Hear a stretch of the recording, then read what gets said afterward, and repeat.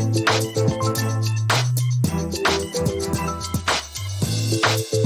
guys, Lisa Sabaniak here from lifelikeyoumeanit.com, and I'm just checking in with you to see how you are doing in your challenges that I've been setting.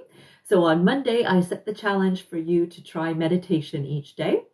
And then yesterday, I jumped in and suggested that you write down 5 things, people, and or experiences that you are grateful for each day.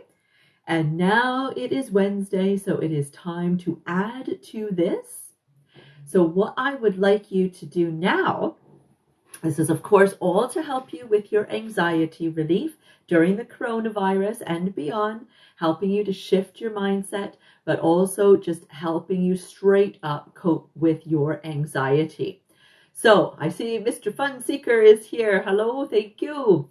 All right, so the tip that I would like to offer you today for anxiety relief is for you to take your 5 things, experiences, and people that you are grateful for each day, and you're going to have written those down. So whether you've written them in a journal or just on scrap pieces of paper, I want you to bring that to bed with you each night. And now in the morning, starting tomorrow morning, the first thing I want you to do when you wake up in the morning and you register that you're awake is recall those 5 things, people, or experiences that you're grateful for.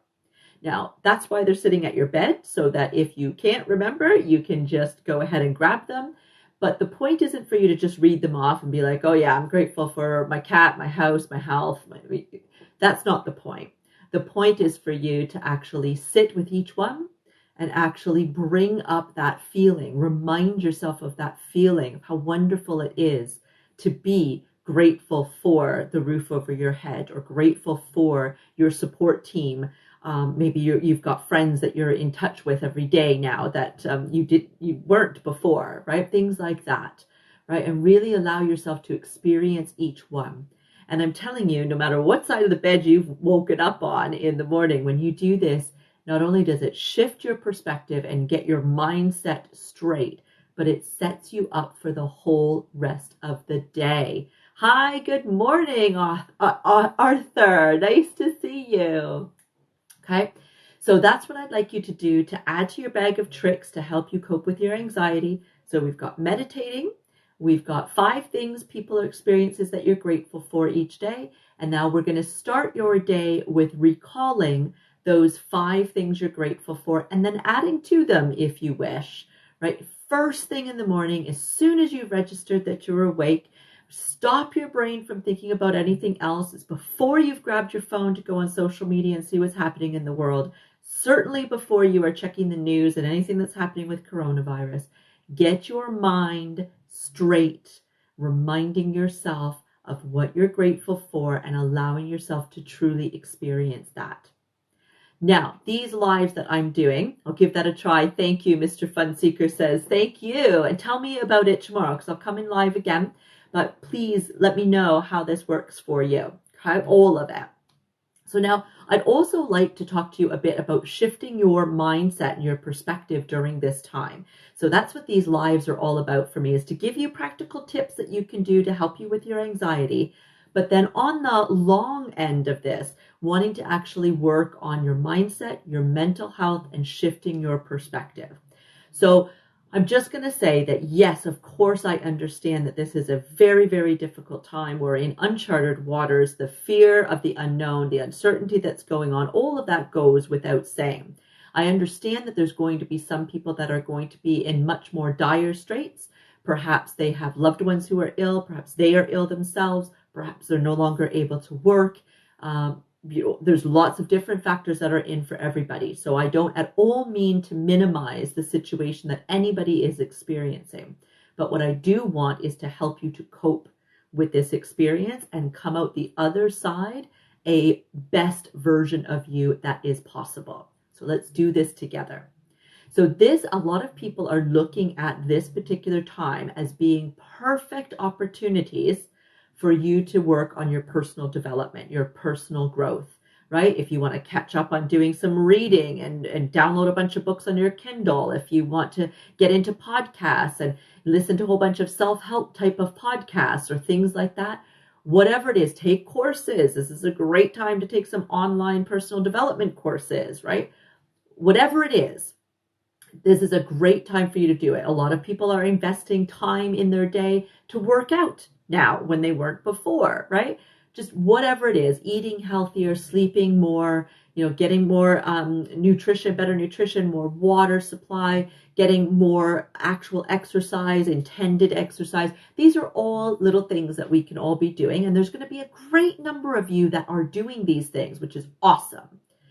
But there's also going to be some people that are going to be resistant on doing these things.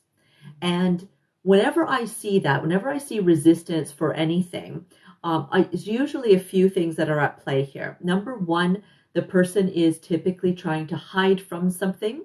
And so having a change of lifestyle where they're allowing themselves to focus on themselves is too scary, because they're no longer going to be hiding from whatever it is that they've been perfectly distracting themselves from and allowing themselves to hide from, right? So they are going to be much more likely to, even if they're out of work and even if they don't have anything to do at home now, and say even if they don't have children and so they're not doing homeschooling or anything at all, they will find things to distract themselves with and not do any type of personal growth and development because they're scared of what they're going to find. They're scared of what they're going to see there, right? And most importantly, when people are fearful of any change in themselves, within themselves, they're scared because they have identified with whatever that behavior is that they're looking to change, right? So if we tend to have negative thinking, for example, and we're aware of that, and we'd really like to work on that because we know that that's affecting our mental health, perhaps in a negative way, and we'd like to be more positive, that's an excellent intention. But a lot of people won't follow up and do things like take courses or read books or listen to podcasts or whatever to help them to do that. And the reason is because this is part of their identity. They don't know who they are without being negative. And so they feel like they're going to lose a part of themselves by caring for themselves, right? And I know that for some people, that is like a huge aha moment that you might have right now and say, oh my God, that's me, or that's my spouse, or that's my sister, right? The thing is, we can't make anybody do this. They have to come with their own revelations and realize that it's their own time. And most importantly, they have to get so uncomfortable with where they're at that the discomfort that they know that they will experience because of the change is now less than the discomfort that they are experiencing by not changing, right? So once that happens and their discomfort rises above the discomfort of the idea of changing and not knowing who they'll become with that change, that is when they will make the effort to change, right? So that includes during this time. So if this is you, or if this is somebody that is near and dear to your heart and you're working your butt off to try to instill new habits, right, in your life, starting your day with a little bit of yoga and ending your day with a little bit of meditation and going for a purposeful walk at lunch or something along those lines to utilize this time that you have. And then you've got somebody, maybe even in your own house, that is really resisting this. It's not necessarily that they are lazy, right? It could be more of this. They are comfortably miserable with where they're at. They're happy to complain about it, but they're comfortably miserable here. And the fear, the discomfort of the thought of change, of who they might be and who they will lose in themselves by changing, is greater than the discomfort that they experience by staying here. So this is where they'll stay until that shifts. Okay? So as frustrating as that is, perhaps as the person that is living with somebody like that, the only thing that you can do for them is to accept where they are at and lead by example and show them that you making changes in your life that doesn't change who you are fundamentally, but just adds to who you are, adds another layer to who you are and allows you to heal and grow. And when they see that and they see you leading by example, that's when that shift will happen for them. And that's when they will choose for them. And if this is you that we're talking about and you're resonating here and saying, that's why I always come up with the game plan to do, exercise and then I never follow through. So now you're maybe looking at this at a totally different level and from a totally different perspective. And now that the awareness veil has been dropped, it's amazing what types of things you will notice about yourself and what change you will be willing to make. So I hope that this was helpful. I see loads of you were on. That's fantastic. Please feel free to comment. Let us know what's working for you. And please, please, please watch from the beginning and listen to my tip of the day to help bust through your anxiety during this time and beyond, giving you your coping strategies that you can put in your bag of tricks so that you can pull out every time that you feel that anxiety starting to rise. I'll be back on here same time-ish tomorrow, and hopefully I'll see some of you and you can let me know how your coping techniques are working for you. Thanks everybody. Bless and stay safe, stay healthy. Bye.